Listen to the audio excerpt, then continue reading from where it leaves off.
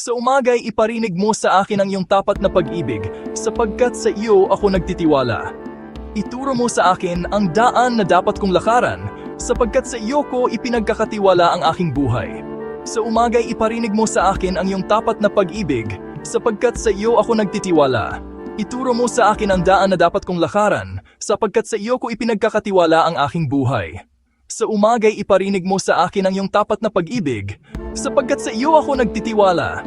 Ituro mo sa akin ang daan na dapat kong lakaran, sapagkat sa iyo ko ipinagkakatiwala ang aking buhay. Sa umaga'y iparinig mo sa akin ang iyong tapat na pag-ibig, sapagkat sa iyo ako nagtitiwala. Ituro mo sa akin ang daan na dapat kong lakaran, sapagkat sa iyo ko ipinagkakatiwala ang aking buhay.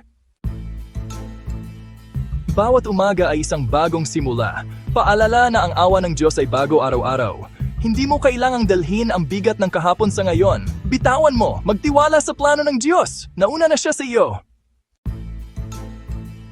Panginoon, sa pagsisimula namin ng araw na ito, mauna ka po sa amin at gabayan ang aming landas. Bigyan mo kami ng karunungan upang makagawa ng tamang mga desisyon, lakas upang malampasan ang mga hamon, at pusong nananatiling nakakasandal sa iyong kapayapaan.